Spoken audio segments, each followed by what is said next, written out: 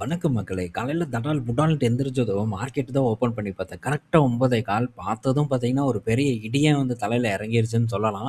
So நான் ஒண்ணு எதிர்பார்த்தேன். பட் எதிர்பார்த்தது இங்க சுத்தமா நடக்கல. எதிர்பார்த்தது ஏமாற்றமா தான் வந்து முடிஞ்சிருக்கு. எனக்கு வந்து பெரிய அளவுக்கான ஒரு ஏமாற்றத்த இன்னைக்கு நம்ம மார்க்கெட் குடுத்துருக்கு. ஸோ நம்ம நண்பர்களுக்கும் இதே ஒரு ஏமாற்றம் கிடைச்சிருக்கும் அப்படின்னு தான் நான் நினைக்கிறேன். ஸோ அந்த ஏமாற்றம் தந்த நிறுவனம்னு பார்த்தா அது ஐடிசி நிறுவனம் தான். ஸோ நம்ம இத பற்றி என்ன எதிர்பார்த்தோம்? என்ன டிஸ்கஸ் பண்ணோம்? ஸோ பெரிய அளவுக்கு ஒரு டவுன்ஃபால் இல்லனாலும் ஒரு 4லேருந்து 5% ஒரு சரிவ போஸ்ட் பண்ணும் அப்படிங்கிற ஒரு எதிர்பார்ப்பு இருந்தது. ஆனா, அந்த எதிர்பார்ப்புக்கு அப்படியே பார்த்தீங்கன்னா, ஆப்பு வச்சுருச்சு இன்னைக்கு டேல ஐடிசி நிறுவனம் அப்படின்ட்டே சொல்லலாம். ஸோ 4% 5% இறங்கும் அப்படின்ட்டு எதிர்பார்த்தா, இது ஒரு 4% வரைக்கான ஒரு ஏற்றத்த குடுத்துருக்கு. அப்படியே தலைகீழா வந்து நடந்திருக்கு. ஐடிசிய பொறுத்தவரைக்கும். ஐடிசி மட்டும் ஏறல. மற்ற சிகரெட் கம்பெனிஸும் பார்த்தீங்கன்னா, இன்னைக்கு டேல ஒரு ஏற்றத்த போஸ்ட் பண்ணிட்டு இருக்கு. கால்ட்ரேட் பிலிப்ஸ் இன்னைக்கு டேல 4,25% வரைக்கான ஏற்றத்த குடுத்திருக்கு. பட் இது கொஞ்ச நேரத்துக்கு முன்னாடி எல்லாம் 6% வரைக்கான ஏற்றத்த குடுத்திருந்தது. ஸோ இந்த விஎஸ்டி இண்டஸ்ட்ரீஸ் அதில பெரிய பெர்ஃபார்மன்ஸ் இல்ல. ஸோ இந்த 2 நிறுவனம் தான் ரொம்ப முக்கியமான ஒரு நிறுவனம். சிகரெட் கம்பெனிஸ பொறுத்தவரைக்கி 2மே இன்னைக்கு டேல ஒரு பெட்டர் பெர்ஃபார்மன்ஸ குடுத்து, இப்போ கொஞ்சம் கொஞ்சமா பார்த்தீங்கன்னா, சரிவ நோக்கி வந்துட்டுருக்கு. கரண்ட்டா வெறும் 2% வரைக்கான ஒரு ஏற்றத்த குடுத்திருக்கு. பரவால்ல வெறும் 2% ஏற்றத்தோட நிக்குது. மேபி 4லிருந்து ஒரு 8%, 10% வரைக்கான ஒரு ஏற்றத்த குடுத்திருந்ததுன்னா, கண்டிப்பா பெரிய அளவுக்கான ஒரு இம்பேக்ட் ஏற்படுத்தியிருக்கும். சில பேருக்கு. யாருக்கு? ஸோ நம்ம இந்த ரிசல்ட் வந்த அடுத்த நாள் இத பற்றி டிஸ்கஸ் பண்ணோம். ஸோ சில நண்பர்கள் பார்த்தீங்கன்னா, ஐடிசில செல் பண்ணியிருந்தாங்க. அப்ப நான் என்னோட ஒரு ஒப்பீனியன ஷேர் பண்ணியிருந்தேன். நண்பர்கள் கேட்ட ஒரு காரணத்தினால. ஸோ நீங்க என்ன பண்ணுவீங்க? அப்படின்னு கேட்டாங்க. ஸோ இந்த மாரியான லார்ஜ் கேப் பங்குகள்ல அந்த முடிவ நான் எடுக்க மாட்டேன். அப்படின்னு தான் நான் தெளிவா வந்து ஷேர் பண்ணேன். அண்ட் என்னோட பிளான் எல்லாம் எப்படி இருக்கும்? அப்படிங்கிறத பற்றியும் உங்க கூட டீட்டெயில்டா வந்து டிஸ்கஸ் பண்ணியிருந்தேன்.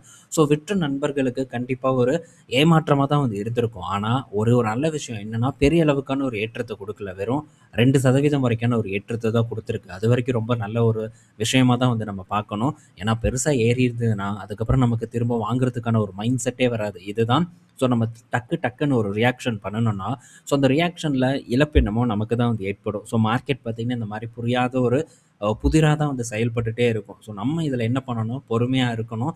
ஸோ டக்கு வாங்கி வித்து, ஸோ நடக்கக்கூடிய சின்ன இம்பேக்ட்ட நெனச்சு நம்ம ரியாக்ட் பண்ணிட்டு இருந்தோம்னா, கண்டிப்பா சான்ஸ் மிஸ் பண்றதுக்கான வாய்ப்பு இருக்கு. ஸோ நான் என்ன பண்ணுவேன், இதுக்கு முன்னாடி என்ன பண்ணியிருக்கேன் அப்டின்னா, ஸோ இந்த மாரி நானும் பண்ணியிருக்கேன். ஸோ இப்ப நண்பர்கள் எப்படி வந்து செல் பண்றாங்க, அதே மாரி பார்த்தீங்கன்னா, ரிசல்ட்ட பேஸ் பண்ணி இல்ல ஏதாச்சும் ஒரு நிகழ்வ பேஸ் பண்ணி செல் பண்ணிட்டு, அப்புறம் வாங்கிக்கலாம் அப்படின்னு நான் நெனச்சிருக்கேன். ஆனா, அப்புறம் வாங்கலாம் அப்படின்னு நெனச்சா அந்த வாய்ப்பே வந்து கிடைக்காது. ஸோ நல்ல நிறுவனத்தில மட்டும் இந்த விஷயத்த நம்ம பண்ணிறவே கூடாது. இந்த விஷயத்த நம்ம பண்ணணும்னா, பல டைம்ஸ் பார்த்தீங்கன்னா, ஆப்பர்ச்சுனிட்டி கைய விட்டு போகும். ஆனா, அதே நேரத்தில நம்ம என்னைக்கு விக்காம இருக்கமோ, ஸோ நம்ம விக்க மாட்டோம். ஸோ இந்த மாரி ஏதாச்சும் ஒண்ணு நடந்துரும் அப்படின்னு நம்ம நெனைப்போம். பட் அது பார்த்தீங்கன்னா நடக்காது. ஏற்றத்த குடுக்காது. சரிவ குடுத்துட்டுருக்கும். பேசாம நம்ம வித்துருக்கலாமோ அப்படின்னு தோணும். பட் இந்த மாரியான எண்ணங்களுக்கு நம்ம இடமே குடுக்கக்கூடாது. இந்த எண்ணங்கள தூக்கி அப்படியே ஓரமா வச்சுட்டு, ஸோ அடுத்த டவுன்ஃபால் வந்தா நான் திரும்ப ஆட் பண்ணுவேனா? ஸோ என்ன பண்ணுவேன்? இல்ல வெயிட் பண்ணி இன்னும் நல்லா சரிவடைஞ்சதுக்கு அப்புறம் வாங்குவேனா? அப்படிங்கிற ஒரு திட்டத்த நம்ம கைவசம் வந்து வச்சுக்கணும். ஸோ வித்துட்டு ரொம்ப வந்து நம்ம இன்டெலிஜென்ட்டா ஆக்ட் பண்ண ட்ரை பண்ணணும்னா, மார்க்கெட் நம்மள போட்டு செமத்தியா சாத்துன்னு சாத்திரும். ஸோ இது ஒரு பிரச்சனை இருக்கு. பட் வித்த நண்பர்களுக்கு பெரிய ஒரு இம்பேக்ட் இல்ல. வெறும் 2% தான் ஏறியிருக்கு. ஸோ அதனால திருப்பி பிடிச்சுக்கிறதுக்கு கூட ஒரு வாய்ப்பு பார்த்தீங்கன்னா, ஐடிசி நிறுவனம் அகைன் குடுக்குது. பட் நான் இன்னும் என்ன எக்ஸ்பெக்ட் பண்றேன்னா, இந்த சிகரெட் பிசினஸ்ல இருக்கக்கூடிய இம்பேக்ட் எல்லாம் வந்து ஒழியல. ஸோ இன்னும் அவங்க நெறைய ஸ்டெப் எடுக்கணும். ஸ்டெப் எடுத்து இதில போன மார்ஜின வந்து திரும்ப கொண்டு வரதுக்கு உழைப்ப போடணும். இது ஏதோ ஒரு குவார்ட்டர்ல வந்து நடந்துற போறதில்ல. ஸோ இதுக்கு இன்னும் வந்து சில காலாண்டுகள் டைம் எடுக்கலாம். ஆனா, என்னைக்கு வொர்ஸ்ட் ஓவர் அப்படின்ட்டு மார்க்கெட் ஃபீல் பண்ணுதோ, அந்த டைம்ல நிறுவனம் என்னதான் வந்து எதிர்பார்த்த ஒரு ஃபுல் ரெக்கவர குடுக்காம இருந்தாலும் கூட, ரெக்கவர் வந்து வருங்காலங்கள்ல குடுக்கும் அப்படின்ட்டு மார்க்கெட் தூக்கிட்டு போயிரும். பொறுத்திருந்து நம்ம பார்ப்போம். ஸோ எக்ஸ்பெக்ட் பண்றது நடக்குதா என்னன்னு தெரியல. பட் அப்பப்ப நமக்கு சான்ஸ் கிடைக்கும்போது, அந்த சான்ஸ நம்ம டெஃபினட்டா லார்ஜ் கேப்ல யூஸ் பண்ணிக்கணும். ஸோ இத நம்ம பலமுறை பேசியிருக்கோம். இந்த டைமும் இத பேசுறதுக்கான ஒரு அருமையான வாய்ப்ப ஐடிசி நமக்கு அமைச்சு குடுத்திருக்கு. சரி ஓகே. இது வெறும் ஸ்டாக்ல மட்டும் ப்ளே பண்றவங்களுக்கு இந்த ஒரு விஷயம். சில பேர் பார்த்தீங்கன்னா, புட் ஆப்ஷன் எல்லாம் இதில வந்து வாங்குனாங்க. ஸோ வாங்கியிருப்பாங்க கண்டிப்பா. ஸோ இந்த தவற நானும் இதுக்கு முன்னாடி பண்ணியிருக்கேன். ஸோ பல இடத்துல இது சக்சஸா இருந்தாலும் கூட, சில இடத்துல இந்த சக்சஸ் பார்த்தீங்கன்னா, நமக்கு கிடைக்காம போகும். ஸோ இந்த புட் ஆப்ஷன்ல போட்ட பணமும் பார்த்தீங்கன்னா, நமக்கு புட்டுக்கிட்டு போறதுக்கான வாய்ப்பு தான் ரொம்ப அதிகமா இருக்கு. ஸோ இந்த மாரி நம்ம போர்ட்ஃபோலியோவ காப்பாத்தலாம். ஸோ இத பண்ணலாம், அத பண்ணலாம் அப்படின்னு நம்ம நெனைப்போம். ஆனா, ஸோ பெரும்பாலான நேரம் ஸோ நம்ம இன்சூரன்ஸா கட்டுவோம். எப்படி ஒரு ரூ. 2000க்கு ஒரு புட் ஆப்ஷன் எடுக்கிறனாலும், ஸோ அது மேபி நமக்கு ஒரு நஷ்டத்த குடுக்குது அப்படின்னா, அந்த வலியும் நமக்குள்ள வந்து ஆட் ஆகும். ஸோ இது என்னுடைய ஒரு மைண்ட் செட். இதுக்கு முன்னாடி நான் பண்ணியிருக்கேன். பண்ணி நஷ்டத்தையும் பார்த்தீங்கன்னா நான் சந்திச்சிருக்கேன். ஸோ அது இந்த இடத்துல நான் ஷேர் பண்றேன். பண்ணணும் அவசியம் இல்ல. பட் ஆப்ஷன்ல இருக்கக்கூடிய ஒரு தலைவலியே இதுதான். அதுவும் நமக்கு நேர்மாறா தான். நம்ம நெனச்சதுக்கு நேர்மாறா தான் வந்து பலமுறை வந்து நடக்கும். ஸோ ஒரு பக்கம் ஸ்டாக்கையும் நம்ம வித்து, இன்னொரு பக்கம் புட் ஆப்ஷனையும் வாங்கி வச்சு, டபுள் லாஸ்ல நம்ம உட்காந்துருப்போம். ஆனா இதே நேரத்துல நம்ம எதுவுமே பண்ணாம இருந்தோம்னா, எந்த விதமான ஒரு இம்பாக்ட்டும் நமக்கு ஏற்பட்டிருக்காது. பட் மார்க்கெட்னாலே ரிஸ்க் எடுக்கிறது தானே. ஒரு சில டைம் சின்னதா ரிஸ்க் எடுக்கிறதுல எந்த ஒரு தவறும் இல்ல அப்படின்னு நான் நெனைக்கிறேன். பட் அந்த ரிஸ்க்கோட அளவ பொறுத்து. சின்ன ரிஸ்க்னா பிரச்சனை இல்ல.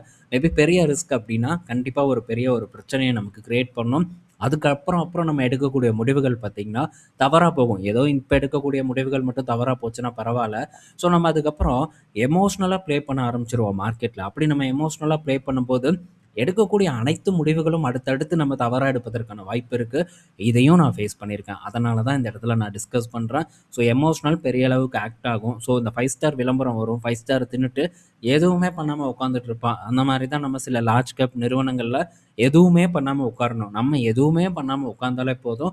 ஆட்டோமேட்டிக்கா என்ன நடக்கணுமோ நல்லதாவே நடக்கும் அப்படிங்கிறது தான் மார்க்கெட்ல எழுதப்படாத விதி. ஸோ புரிஞ்சிருக்கும் அப்படின்னு நான் நினைக்கிறேன். ஸோ எப்படியெல்லாம் நம்ம மார்க்கெட்ல ப்ளே பண்ணணும், என்ன மாரி நம்ம பொறுமை காக்கணும் அப்படிங்கிறத பற்றி நம்ம தொடர்ந்து டிஸ்கஸ் பண்ணிட்டு இருக்கோம். இப்பவும் நம்ம பண்ணியிருக்கோம். ஸோ பயனுள்ளதா இருக்கும் அப்படின்னு நான் எக்ஸ்பெக்ட் பண்றேன். ஸோ அடுத்தது உங்களுடைய எக்ஸ்பீரியன்ஸ ஷேர் பண்ணுங்க. ஸோ நீங்க மேபி இந்த மாரி பண்ணியிருக்கலாம். புட் ஆப்ஷன வாங்கியிருக்கலாம். ஸோ ஸ்டாக்க வித்திருக்கலாம். ஒரு தவறும் இல்ல. ஸோ இத வந்து நீங்க ஷேர் பண்ணும்போது, கண்டிப்பா இத பார்த்துட்டு மற்ற நண்பர்கள் இத பண்ணாம இருப்பாங்க. நான் எப்படி இப்ப என்னோட ஒரு எக்ஸ்பீரியன்ஸ இந்த இடத்துல நான் ஷேர் பண்ணேன். எதுக்காக பண்றேன் அப்படின்னா, ஸோ நான் செய்த தவறுகள மற்றவர்கள் யாரும் வந்து பண்ணிறக்கூடாது அப்படிங்கிறதுக்காக தான் இந்த இடத்துல வந்து நான் ஷேர் பண்றேன். ஸோ எதுவும் பண்ணாம பொறுமையா இருக்கணும் அப்படிங்கிறது தான் முக்கியமான ஒரு விதி. அந்த விதிய நம்ம தொடர்ந்து கடைபிடிக்கிறதுக்கு ட்ரை பண்ணுவோம்.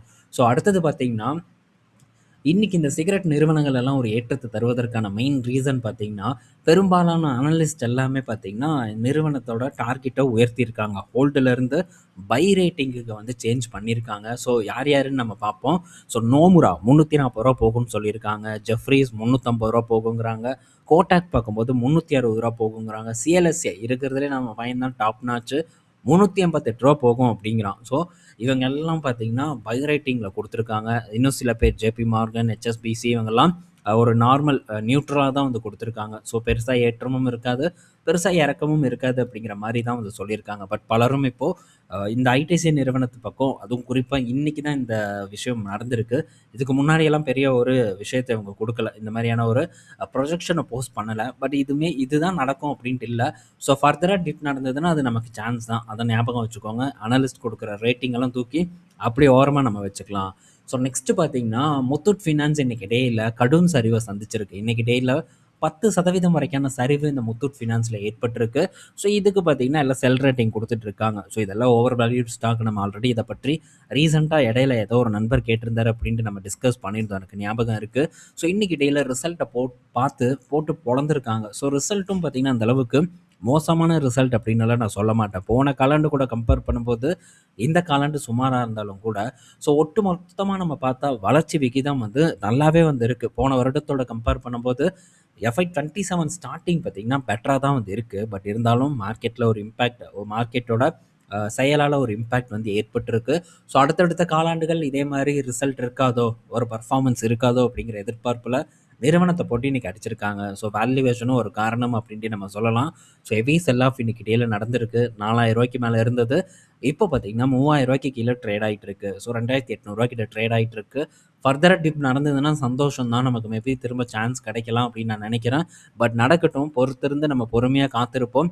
நடந்தா ஓகே. நடக்கலைன்னா ஃப்ரீயா விட்டுட்டு நம்ம அடுத்த வேலைய பார்த்துட்டு போயிட்டே இருக்கலாம். ஸோ அடுத்தது Tata motor commercial vehicle. So நிறுவனத்தோட சேல்ஸ் ரிப்போர்ட்ட வந்து நம்ம பார்க்க போறோம். ஸோ நிறுவனத்தோட சேல்ஸ் ரிப்போர்ட் ரொம்ப நல்லா இருக்கு. ஓவராலா 39,641 யூனிட் இந்த ஜூலை மாசம் மட்டும் வந்து வித்திருக்காங்க. நல்ல சேல்ஸு, நல்ல குரோத் 37% வளர்ச்சிய டாடா மோட்டார் கமர்ஷியல் வெஹிக்கிள் வந்து குடுத்திருக்காங்க. டொமஸ்டிக்ல பார்க்கும்போது 28% வரைக்கான வளர்ச்சி இருக்கு. டொமஸ்டிக்ல மட்டும் நம் நாட்டில் மட்டும் 33,876 யூனிட்ஸ் வித்திருக்காங்க. நல்ல ஒரு குரோத் அண்ட் இன்டர்நேஷனல் வால்யூம் பார்க்கும்போது டபுள் ஆயிருக்கு.